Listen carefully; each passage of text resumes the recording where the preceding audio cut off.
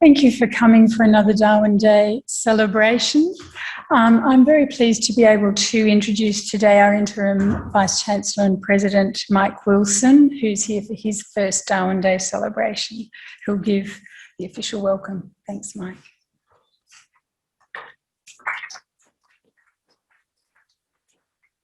Thank you very much. Please allow me to introduce myself. As you've just heard, my name is Professor Mike Wilson, and I have the pleasure and privilege of standing before you here today as the Provost and the Interim Vice-Chancellor of Charles Darwin University.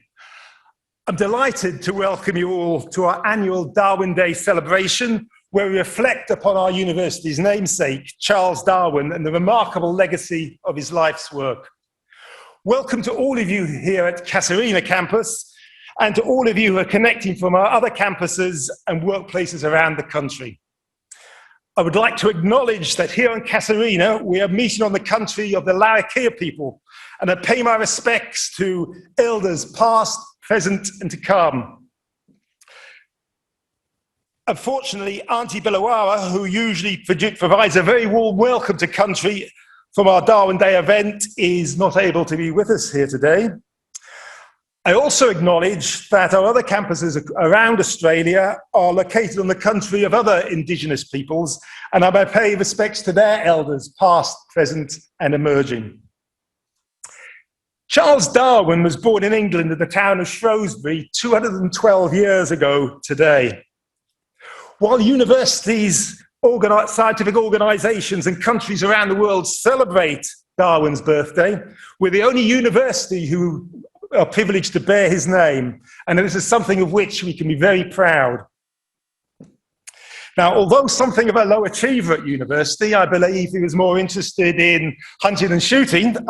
He had a deep interest in the natural world, and through this, he ended up on the five-year voyage of HMS Beagle, whose five-year purpose was to survey the coast of South America.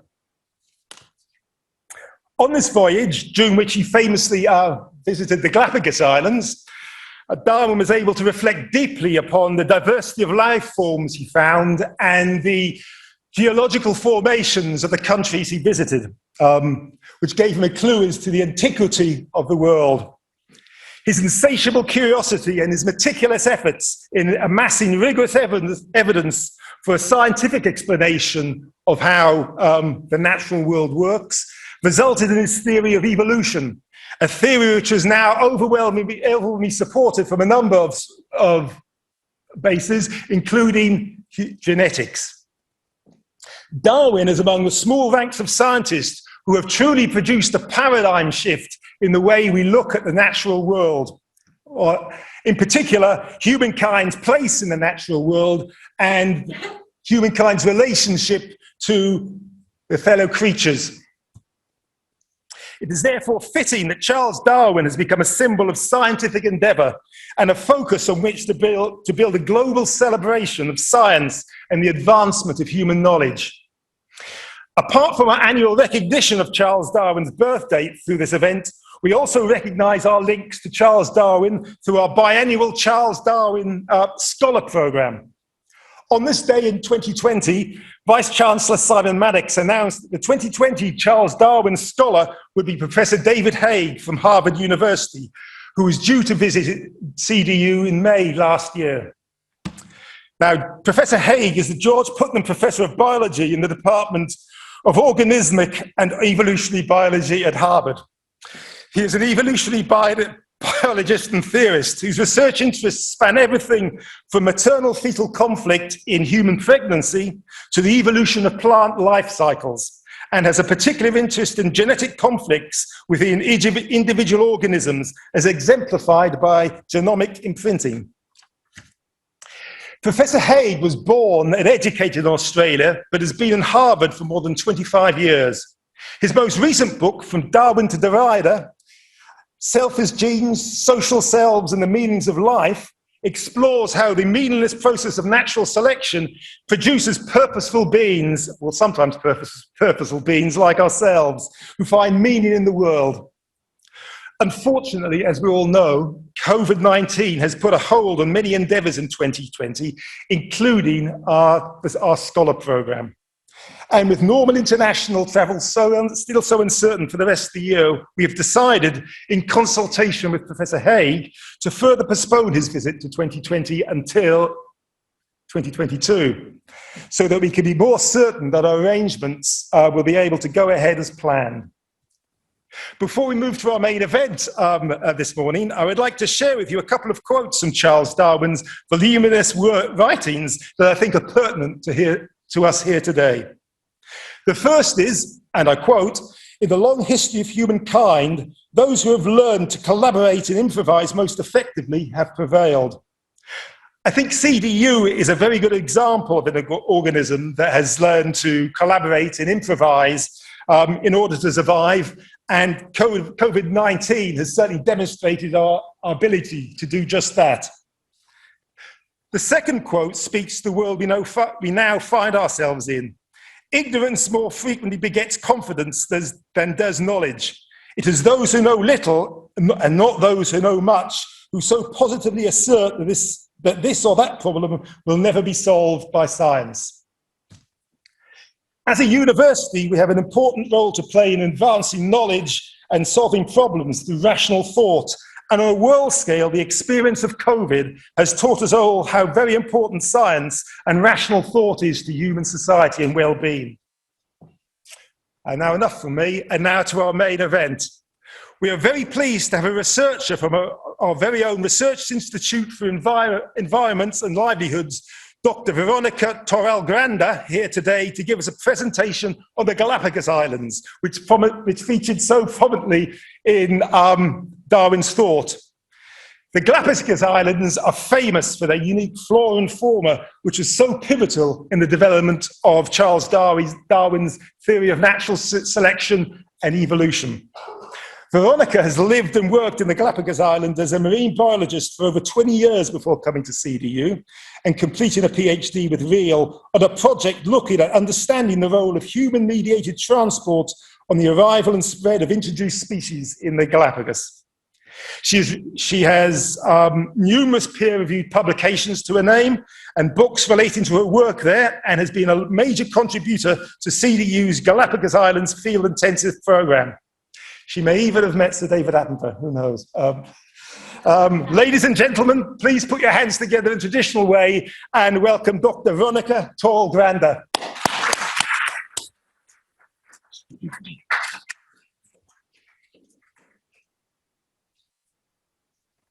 Thank you so much, Professor Wilson, for the very kind words and your nice welcome. Thank you to everyone who's here, and I really appreciate all those of you who are sitting in Zoom somewhere. I mean, some of them are here in campus, and I believe there's some of my family and friends who are looking also from overseas. Okay, so this is me. So yes, I'm very happy to be here, to be talking to you about something that I'm very, very happy to, and of a place who is very dear to me, the Galapagos Islands. Galapagos, for most of you, is a place that you have heard of. It's a place that you would like to be. And most of that comes out from being in close relationship to our namesake, Charles Darwin. As you know, and Professor Wilson just mentioned, we are the only university on earth that has Charles Darwin's name. And therefore, we really have to make up that name to the expectations that we have in research and science here in CDU. But how these two names get to be together and linked so closely that every time you think about Galapagos, you think about Darwin, is because back in 1831, a very young, 22-year-old Darwin left England for the first time. He was enrolled to be the naturalist. He was doing a field trip for 5 years. So he left England in 1831 and then went around the world, and then eventually in 1835 he landed in the Galapagos Islands. Apparently, then what you could see and what you could learn from the Galapagos, it was very well known even back in the day, to the point that Darwin himself was very much looking forward to come to see Galapagos. For those of you who might not know where Galapagos is, Galapagos belongs to the Republic of Ecuador. In this map here, we have in green the South America, the continent of South America. Ecuador is right there, crossing the equatorial line, and right to the left is the Galapagos Marine Reserve and the Galapagos Islands. The Galapagos Islands are of volcanic origin. So that means that out of the blue, they kind of came up like a pimple in the middle of the ocean. Because they are so alone and never been linked to other processes in mainland, it's a very distinctive place to be. And also because it has influences from the north coming with warm tropical waters, and then from the south coming with very cold waters. And that's why we get to have penguins. I mean, we are the only place on Earth that we have penguins in the northern hemisphere. It is just one little tiny population in the very top part of Isabella, but still we do have penguins in the northern hemisphere. And we also have another current that comes from the west that breaks in, bringing lots of nutrients and lots of cold water, making Galapagos a very highly productive ecosystem, both on the marine and on the terrestrial side. This has led to an amazing amount of endemicity. Galapagos might not be very well known for the number of species that we have. However, we do have lots of endemic species. Endemics are those that only happen to be in Galapagos. They only happen to be the kangaroos and koalas, they're endemic to Australia. So in Ecuador, in Galapagos, we have all of these lovely photos here that show that we have 52% of the birds are endemic. That includes the Galapagos finches, which I'm going to be talking to a bit more. All of the reptiles, including those scary snakes that you might have seen a very good video that is chasing baby iguanas, they also happen to be endemic to the Galapagos Islands. For mammals, we don't have that many mammals. We have about 12 species. However, 88% of those are endemic. We also have bats. And we have, of course, 2 types of sea lions, one fur sea lion and one normal sea lion. And then in plants, which most people tend to overlook, we have 32%. And we even have those little daisies on the far right over there. They are the equivalent of Darwin finches, but in plants, because they have also changed into different aspects of they have changed different aspects of their morphology to fit the environment. And of course, Galapagos being Galapagos, all what you see there is 100% endemic. You have areas with red sandy beaches. We have, of course, the penguins. We have the Bartolome Pinnacle, which is one of the most common postcards of Galapagos. However, when Darwin came into the islands, I don't think he was quite keen on seeing all of these things. He kind of saw that there were things that weren't quite appealing to his senses. He saw the marine iguanas, and I guess back in the day, everything was black and white, because he did paint a marine iguana saying that it was a disgusting, clumsy lizard. For those of us who have been in the Galapagos, the marine iguanas are anything but clumsy. They move so nicely in the water. They swim like they have this big tail and they just swim around, and they are anything but clumsy. However, he did mention that somebody else had mentioned that they were called Imps of Darkness. I don't even know what an imp is, but really sounds very dreadful. However, that's what you do when you go to see your field work only once without checking the different seasons. He was in September. This is in December, January, February. The Imps of Darkness has become these wonderful things full of color, and they're no longer clumsy and they're no longer imps. They're just beautiful creatures full of red and greens, which is the time that they breed. We were so lucky because we did the Galapagos Field Intensive in 2018 in November, and we were able to see them. Not quite as bright as this one, probably lots of filters used on this one, but you do see them very bright and very red. However, one of the species that made the most impression on Darwin wasn't so much the Imps of Darknesses, the marine iguanas. It was these little chaps. For me, I don't know nothing about birds. Honestly, I mean, if they sit on a tree, they are a finch. If they walk in the grass, they are a plover, something like that. I really don't know much about birds. So for me, this is just another bird that happens to be in Galapagos. And I was very, very surprised when I was told that this black, drab, not very good looking bird was in the family of the Tanagers. Does anyone know here what a Tanager is? This is a Tanager. The Tanagers are one of the most brilliant and colorful species of birds that happen to be in the tropics of South America. Yet, we got the finches.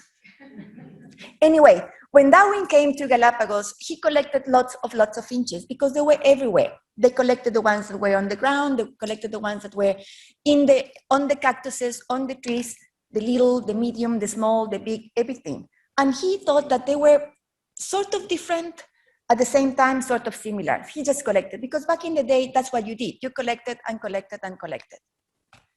However, when he sent his samples off to John Gould, who was just before coming over here to Australia, he was the one who told Darwin that actually all of those birds, those drab little gray-looking birds, were actually different to any other species he had seen on Earth. He had given rise to the Darwin finches. This is a painting here by Elizabeth Gould. She was one of the main artists that did the drawings for the book, The Zoology of the Voyage of the Beagle, written by Charles Darwin. And she was a very gifted illustrator as well, and she happened to be married to John Gould. So when Darwin was working on his whole idea, so he went for 5 years on a field trip.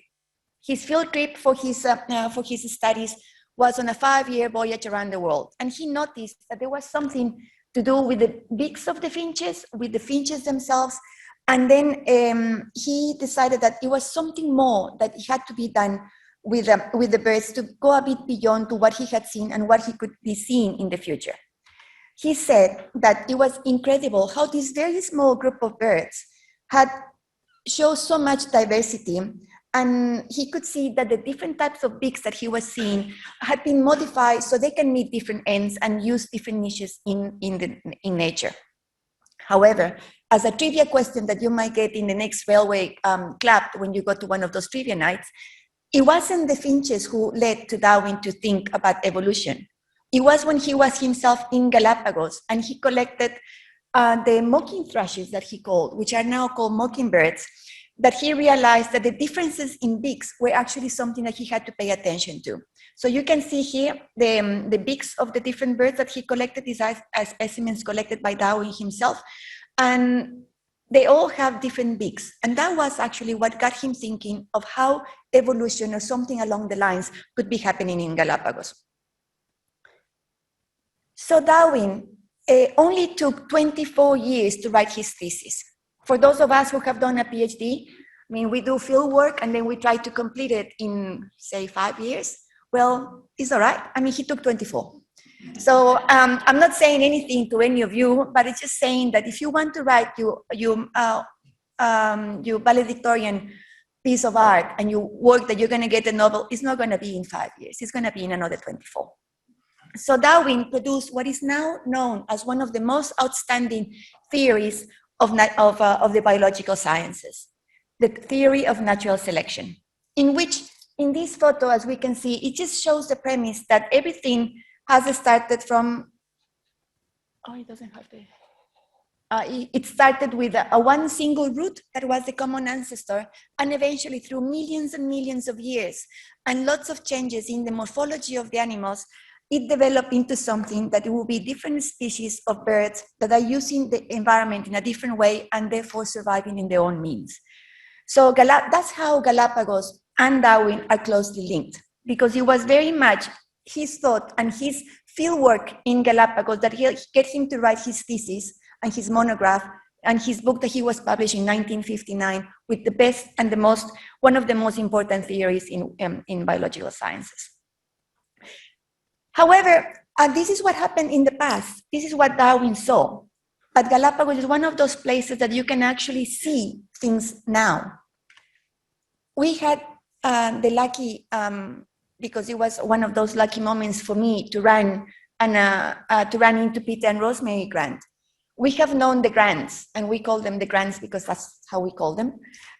We knew the Grants back from the Galapagos. I've been lucky enough to see them in the field, not on the island itself, but going to the field and interact with them. So when they came over here in 2016, it was a very nice moment to get to talk about things that we knew together and catch up with the gossip, because they hadn't been to the island since 2013. So the Grants started their field work in 1973 in the little island of Daphne. This Daphne Island sits in the central part of the archipelago. It's very close to where the airport is, and you could see them. You just have them over there, and they study the finches in that island until 2013. So they were based in this little island here that doesn't even have an island, it just has a name. That's where they studied this finch, which is Geospisa fortis. But then in 1981, they realized that there was a new bird that had arrived to the islands. After all these years, so they had been 8 years in the islands, they knew all the birds almost by name. They knew who had father who, they knew who was brothers with who. And in this case, when this one came, they realized he was a stranger. And after some sampling, they realized and they found out that he was from Española Island, which is an island about 100 kilometers southeast of Daphne Major. They didn't explore on how they got there, but the fact is that he got there and he mated with one of the Geospisa fortis, leading to a new hybrid, which is now called Big Bird. Very simple name to remember. So Big Bird, because this one here, Coney rostris, which is from Española, is a big bird, and fortis is not so big. So the intermediate size had lots of good things for it. It was bigger, also because it had a different shape of beak, different pointy beak, or different strength on the beak itself. It was able to access food that the other birds couldn't access. Therefore, it had less competition. And with less competition, it had more survival. So they follow these birds for about 6 generations, which is very seldom to be the case because normally you only follow the generations of Drosophila or flies or something. But in this case, we had vertebrates that had been able to be seen and studied over 30 years. And when the grants were about to close down the study site in Daphne, they realized that despite the inbreeding, because they were just kind of like a very small pool of animals, they counted 23 individuals, and out of those, 8 were breeding pairs. So we don't know what's going to happen. I mean, that will probably be somebody following on the grant's footsteps that will be able to tell us that maybe in a few years, this will be a species that is completely recognized by the different means of species concepts. So we have the grants. They are people who actually witness evolution. They saw evolution happening. It's not something that happened over millions of years. In 30 years, in 40 years that they were there, they were able to see it. But also there's more things happening beyond Darwin. There's plenty of things that we have to take into account. And among those is that Galapagos is no longer as isolated as it used to be. Galapagos is now part of the global system.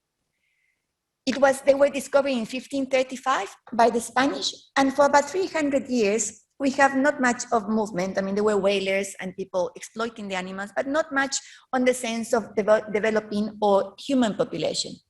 So when Darwin came in 1835, we could see there wasn't much happening. However, after Darwin, we could see the number of people that started arriving to the islands kept growing and growing. And now because of tourism, it just has kept growing.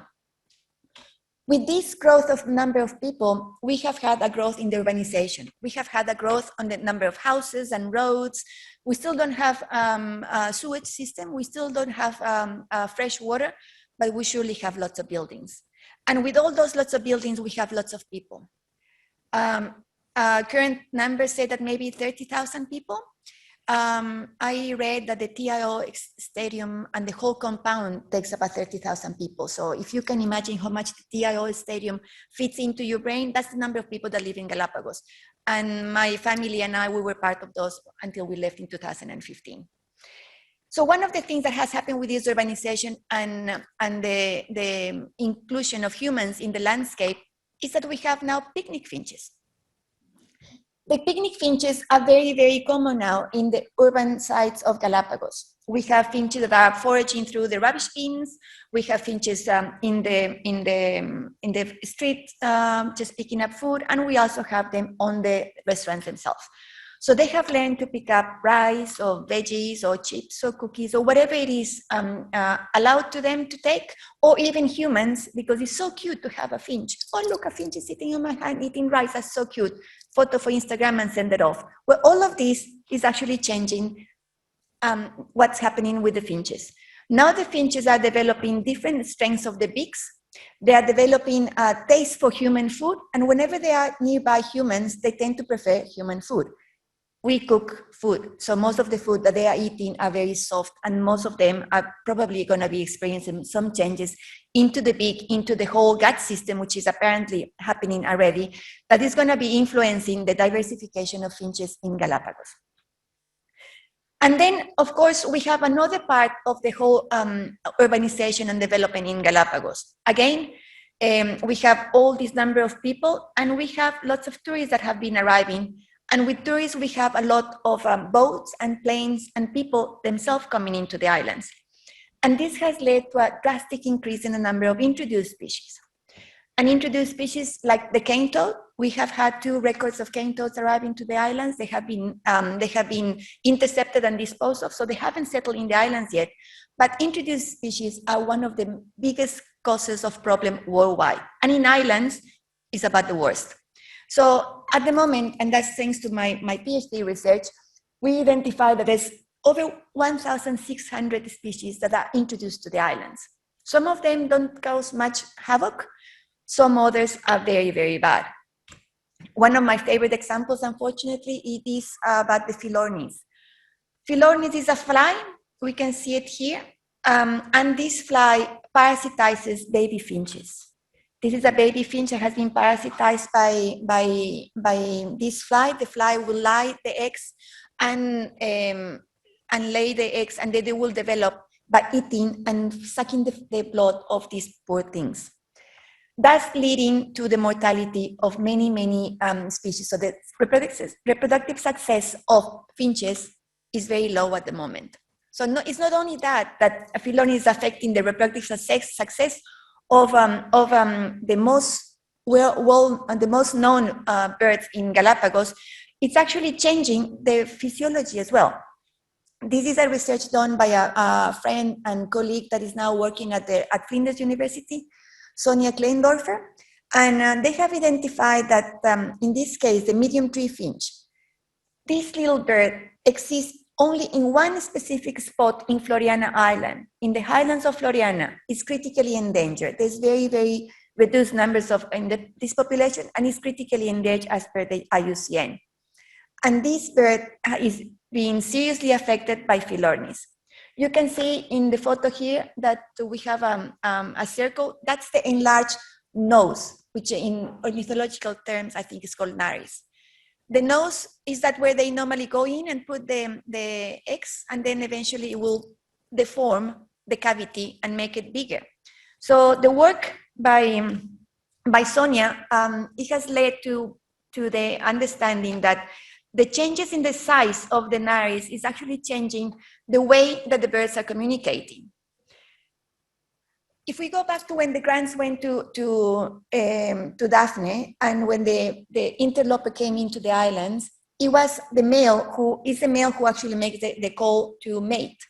And that's how they were able to meet and mate in Daphne's. These ones here, because of the enlarged nares, the calling mate is being completely transformed.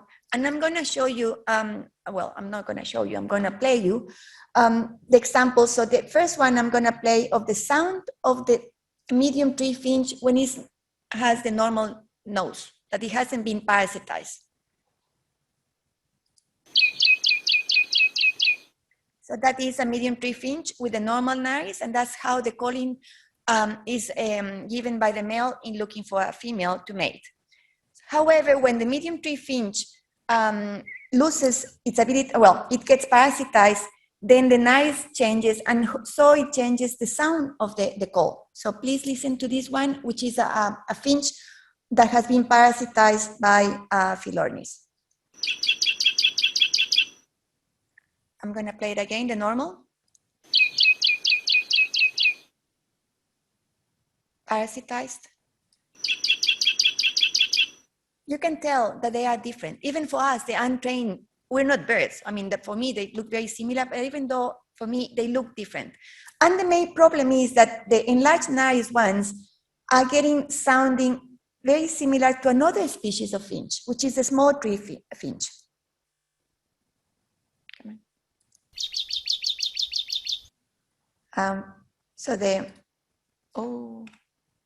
So this is the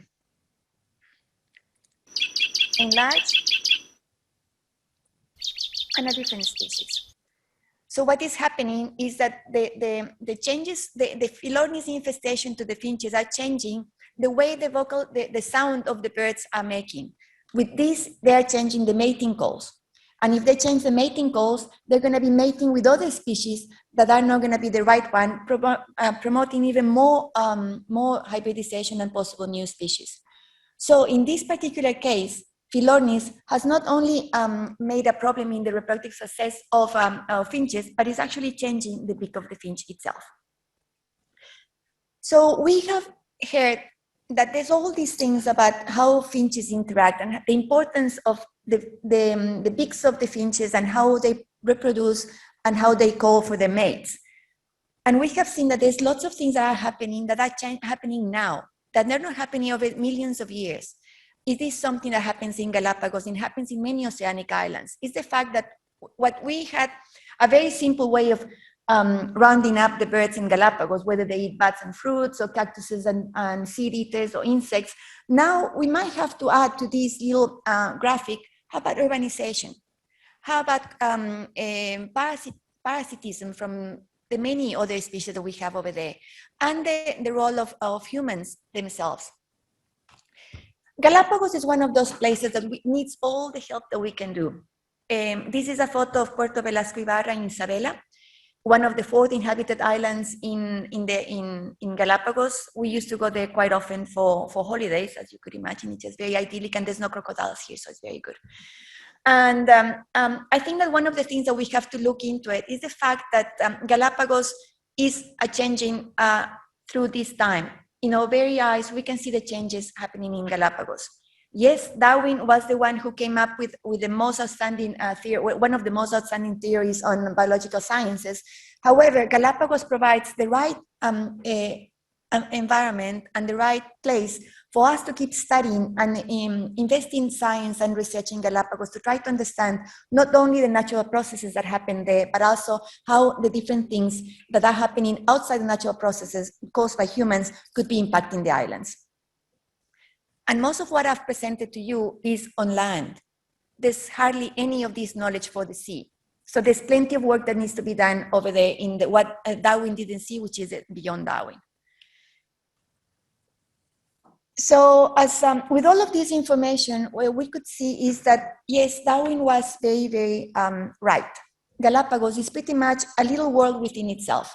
And this is what we had in mind when, together with Keith Christian, back in 2017 and 18, we decided to run the Galapagos Field Intensive.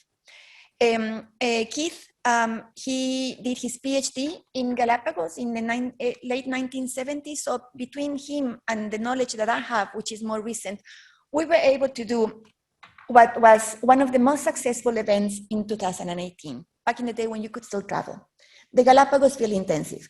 And I'm going to leave you with just a brief video of that kind of summarizes what was that trip. And I can see Jenny smiling already because she's probably remembering all the good times that we had over there.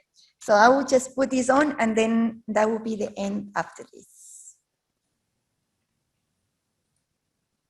Can we dim the lights?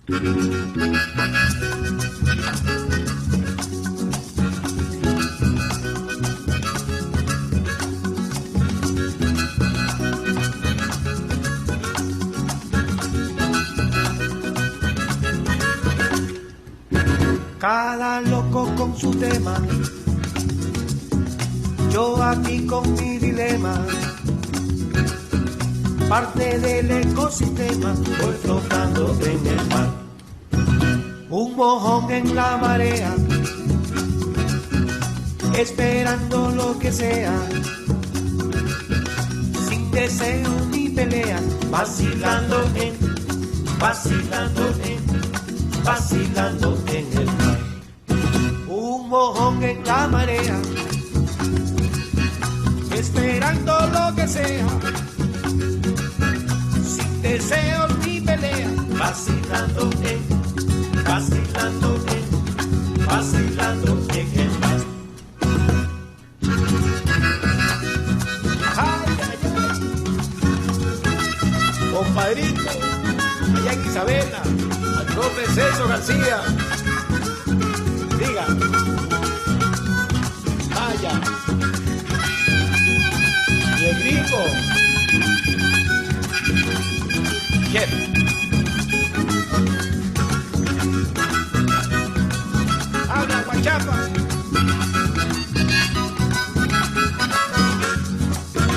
Y me voy y ya no vuelvo, simplemente me disuelvo. Un mojón en la marea, vacilando, vacilando, vacilando en el mar.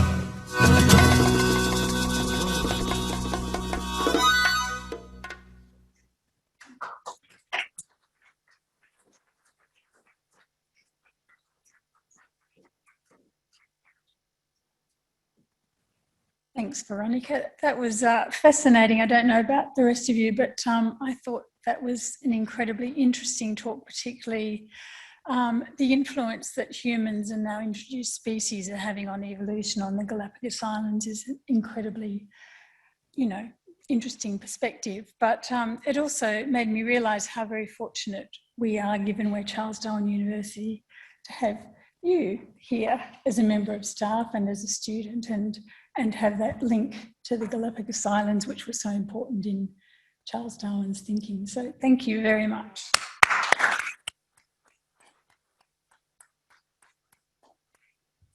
And now I'd ask you to just all wait here a few moments, and I'd ask Mike and Veronica to come up, because I believe we have a birthday cake to cut to celebrate Darwin's 212th birthday, and following which I invite you to all go into the foyer for morning tea, and there's a photo booth there that we've had for a number of years running now, where you can get photos with Charles Darwin and a little postcard to take away with you, which is great fun. So, Veronica and Mike, I don't know whether we should sing happy birthday or not, or whether we should just go ahead and cut the cake, which looks beautiful. Thank you. Thank you, everyone, and thanks, Veronica, once again for a great talk. Yeah. I'll just say a few words of thanks to the people who organised this event, CDU events team, but particular thanks to Marianne, who has played an integral part in this, I think, over the years as well. And just like to acknowledge that Marianne will be leaving CDU at the end of February. She's been here a long time and she's much loved, and she'll be missed, much missed. Okay, so just put your hands together for Marianne.